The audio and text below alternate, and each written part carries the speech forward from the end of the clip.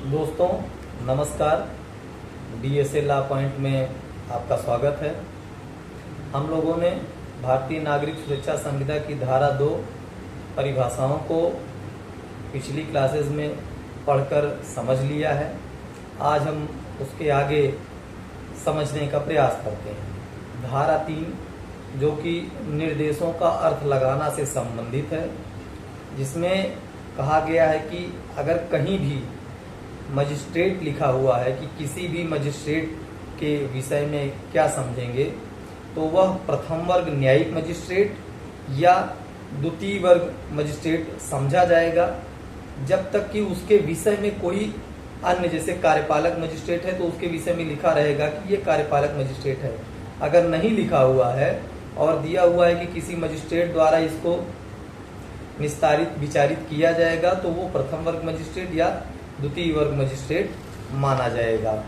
अब इसी तरीके से इसी में एक खा पॉइंट बना के किया गया है कि जो प्रशासनिक या कार्यपालक भाग को देखते हैं वो कार्यपालक मजिस्ट्रेट कहे जाते हैं। अब धारा 4 भारतीय नागरिक सुरक्षा संहिता ये कहती है कि भारतीय न्याय संहिता 2023 और अन्य विधि में जो भी अपराध विचारण के किए जाएंगे या उनमें अन्वेषण, जांच या विचारण या उनके संबंध में कोई अन्य कार्रवाई की जाएगी, वह भारतीय नागरिक सुरक्षा संहिता के अंतर्गत ही की जाएगी, जो इसमें प्रक्रिया दी गई है।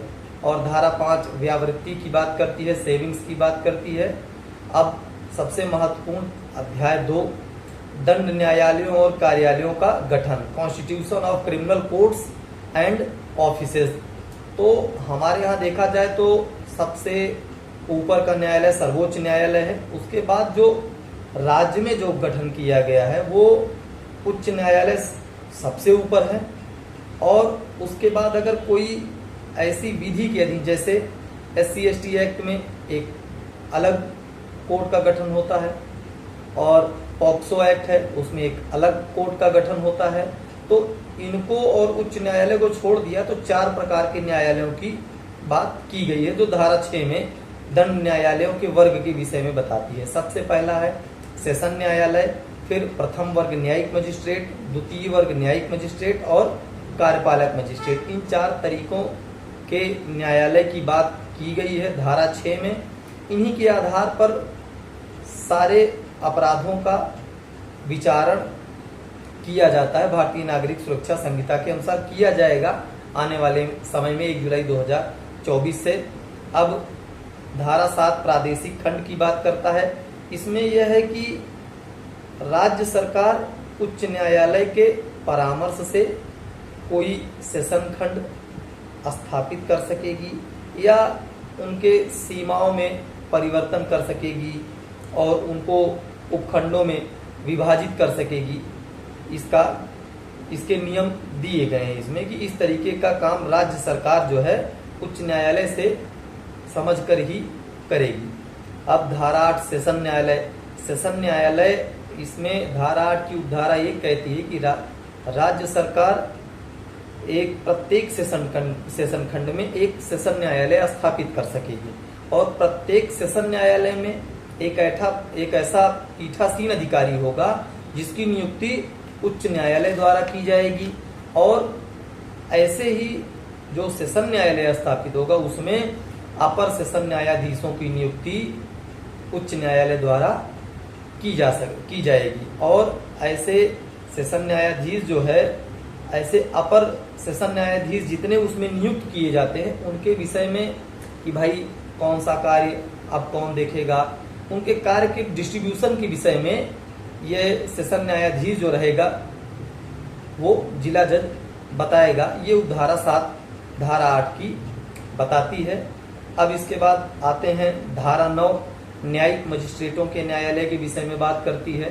धारा 9 जिसमें यह है कि प्रत्येक जिले में एक प्रथम वर्ग न्यायिक मजिस्ट्रेट और एक द्वितीय वर्ग न्यायिक मजिस्ट्रेट जो है स्थापित किए जाएंगे, जिसे राज्य सरकार उच्च न्यायालय के परामर्श के पश्चात अधिसूचना द्वारा जारी करके उसको स्थापित करेगी।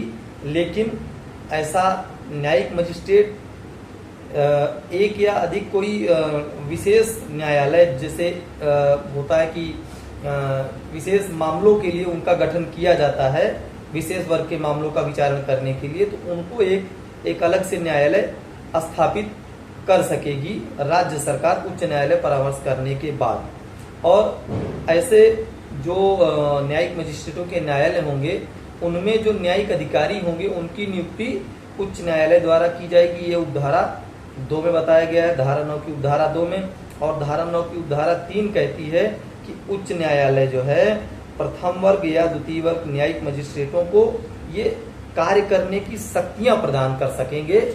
इसके विषय में बताती है धारा 10 मुख्य न्यायिक मजिस्ट्रेट और अपर मुख्य न्यायिक मजिस्ट्रेट के विषय में बात करती है। उनके विषय में बताती है कि इनको कैसे नियुक्त किया जाएगा, ये क्या काम करेंगे। तो धारा 10 की उपधारा 1 कहती है कि उच्च न्यायालय प्रत्येक जिले में जो प्रथम वर्ग न्यायिक मजिस्ट्रेट होगा उन्हीं में से उनकी वरीयता के आधार पर किसी को मुख्य न्यायिक मजिस्ट्रेट नियुक्त करेगा। अब धारा 10 की उपधारा 2 कहती है कि उच्च न्यायालय प्रथम वर्ग न्यायिक मजिस्ट्रेट को ही अपर मुख्य न्यायिक मजिस्ट्रेट नियुक्त कर सकेगा। और ऐसे न्यायिक मजिस्ट्रेट को सभी या कोई शक्तियां होगी, मतलब कि उनके पास मुख्य न्यायिक मजिस्ट्रेट की पूरी शक्ति हो सकती है या कुछ शक्ति हो सकती है, जितना कि मुख्य न्यायिक मजिस्ट्रेट काम करते हैं। इसे जैसा ये विहित तब होगा जो उच्च न्यायालय उचित समझे, जितनी उनको शक्तियां देगा वो उतना काम करेंगे। अब महत्वपूर्ण ये है कि धारा 4 जो इस समय जोड़ी गई है उसमें यह है कि मुख्य न्यायिक मजिस्ट्रेट के साधारण नियंत्रण के अधीन अब जो एक तरीके से उपखंड न्यायालय बनाए जा रहे हैं, हर तहसीलों में एक अलग अलग न्यायालय की स्थापना की जा रही है। तो उनमें जो न्यायिक मजिस्ट्रेट नियुक्त किए जाएंगे उनको अपर मुख्य न्यायिक मजिस्ट्रेट की शक्तियां नहीं होंगी, ये उनसे भिन्न होंगे और इनके काम पर पर्यवेक्षण और नियंत्रण की सभी शक्तियों का प्रयोग मुख्य न्यायिक मजिस्ट्रेट उच्च न्यायालय साधारण या विशेष आदेश द्वारा निर्दिष्ट करेगा। इन पर साधारण नियंत्रण मुख्य न्यायिक मजिस्ट्रेट अपना करेगा। ये जो है अभी एक जो सभी उच्च न्यायालय ने, सुप्रीम कोर्ट ने ये कहा गया है कि ग्राम न्यायालय की स्थापना की जा रही है, ये उनके लिए मुख्यतः जोड़ा गया है कि जो भी न्यायाधीश वहां बैठेंगे, ग्राम न्यायालय स्थापना के तहत तहसील स्तर पर जो न्यायिक कार्यवाही करने के लिए बैठेंगे तो वो अपर मुख्य न्यायिक मजिस्ट्रेट की शक्तियां उनके पास नहीं रहेंगी, क्योंकि अपर मुख्य न्यायिक मजिस्ट्रेट के पास शक्तियां मुख्य न्यायिक मजिस्ट्रेट की होती हैं। तो ये उनसे भिन्न इनके पास शक्तियां रहेगी, उसके आधार पर ये काम कर सकेंगे।